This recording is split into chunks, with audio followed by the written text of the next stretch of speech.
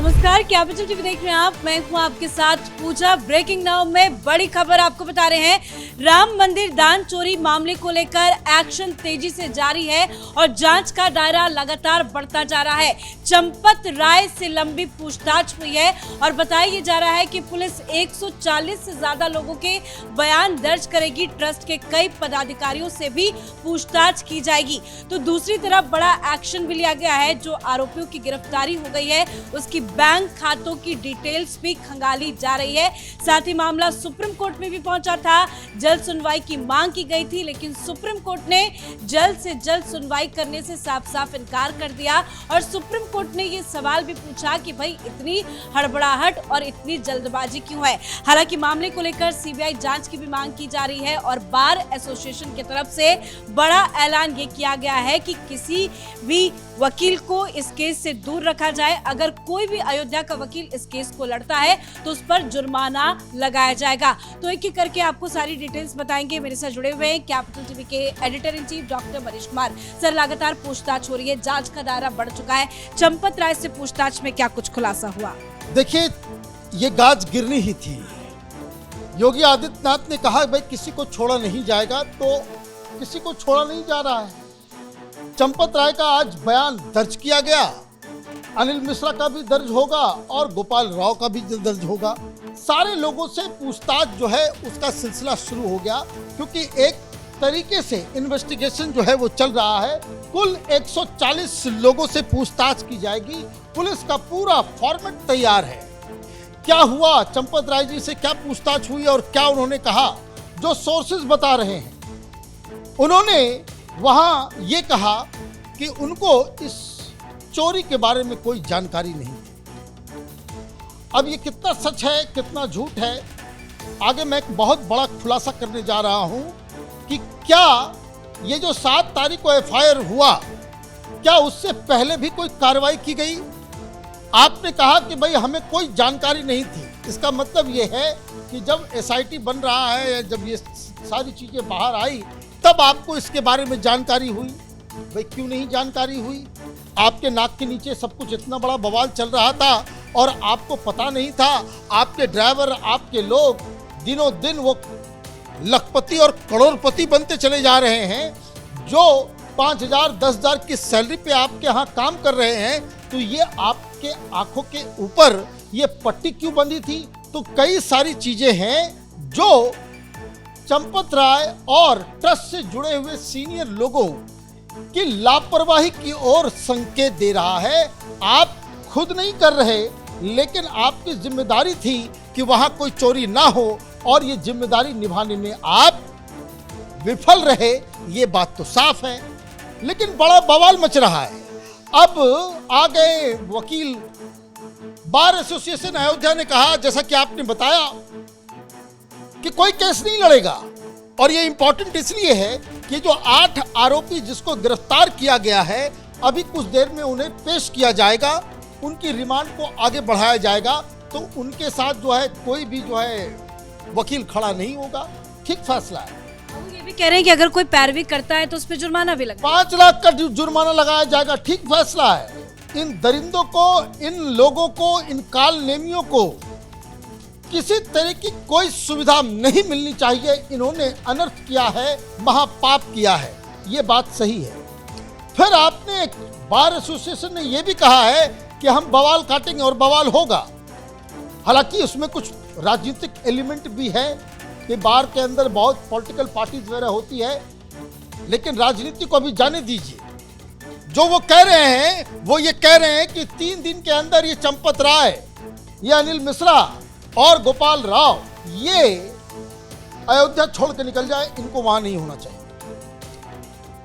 अब ये राजनीति से प्रेरित है नहीं है, ये कहानी अलग है, लेकिन टेक्निकली भी इन तीनों को, कि जब ये ऑलरेडी वहां पे एसआईटी आ रही है, आप जो है वहां पे कार्यभार संभाले हुए हैं, आपको इस्तीफा देने के बाद राम मंदिर में घुसने की, अयोध्या में रहने की अनुमति नहीं होनी चाहिए। ये टेक्निकल पॉइंट है, ये स्वयं करना चाहिए। तो खैर वकीलों ने ये किया है।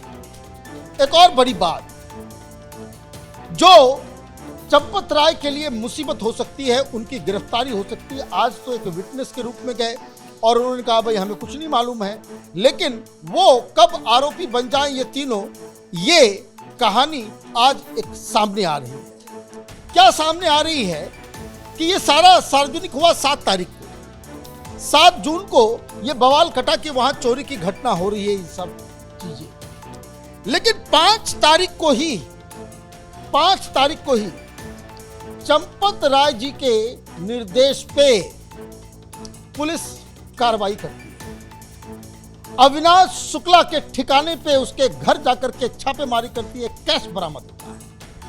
आप कैसे कह रहे हो कि भाई आपको जानकारी नहीं थी? 5 जून की कहानी है और 5 जून को उसको हिरासत में भी लिया गया। एक 24 सेकंड का सीसीटीवी फुटेज है जिसमें बैंक अधिकारी और पुलिस वाले अविनाश शुक्ला को हिरासत में लेकर के जा रहे हैं। भाई क्यों हुई कार्रवाई? और अविनाश शुक्ला के घर जो कार्रवाई हुई उसमें पुलिस के साथ साथ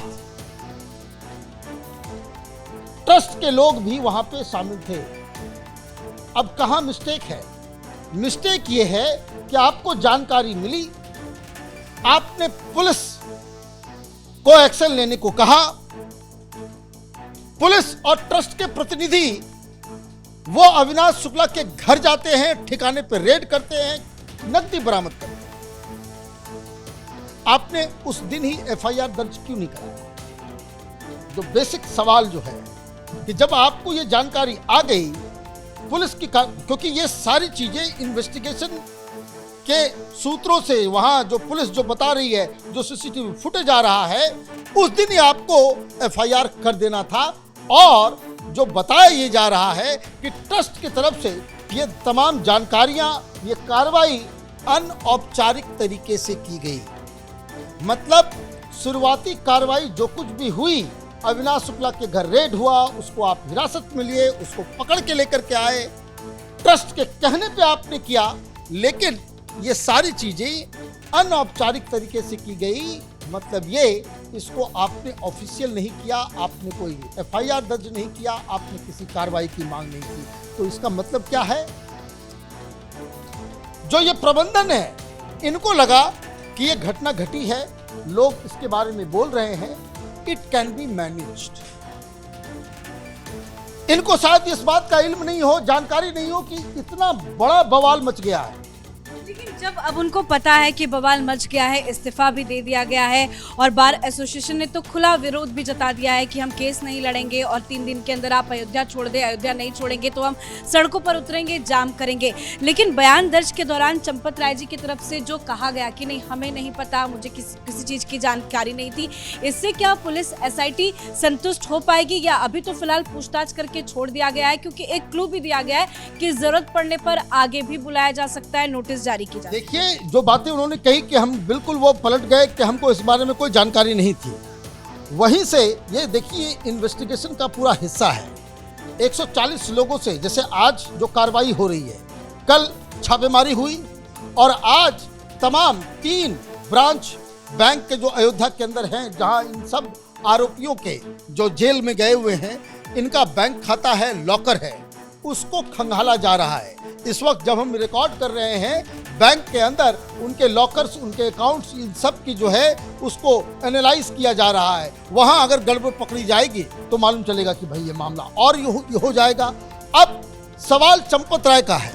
ये सारी चीजें जो हो रही है, हमने कल भी बताया था कि किस तरीके से संघ ने, विश्व हिंदू परिषद ने ऑलरेडी ये जो 3 लोग हैं, इन तीनों के ऊपर एक्शन जो है वो तय कर दिया है। चंपत राय साहब को वैसे भी अयोध्या से बाहर निकाला जा रहा है। उनको दिल्ली के हेडक्वार्टर, जो सेक्टर 4 आर.के. पुरम के अंदर विश्व हिंदू परिषद का जो इंटरनेशनल हेडक्वार्टर है, वहाँ इनको बिठाया जाएगा, वहाँ से सारी जिम्मेदारी ले ली जाएगी। जो गोपाल राव है, इनको मुंबई या पुणे के साइड में पश्चिम भारत के किसी कार्य संगठन में जो है इनको भेजा जा रहा है।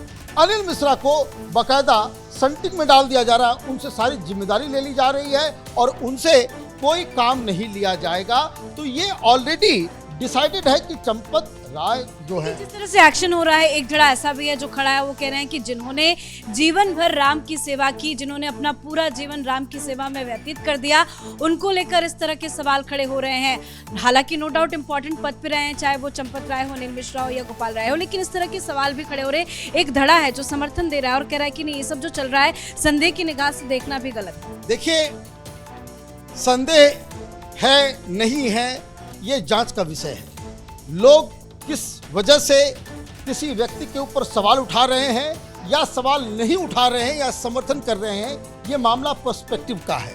लेकिन एक चीज से डिनाई नहीं किया जा सकता कि चोरी हुई तो चोरी अगर हुई है तो हेड मस्ट रोल, कहीं न कहीं जिम्मेदारी जो है वो तय करनी पड़ेगी।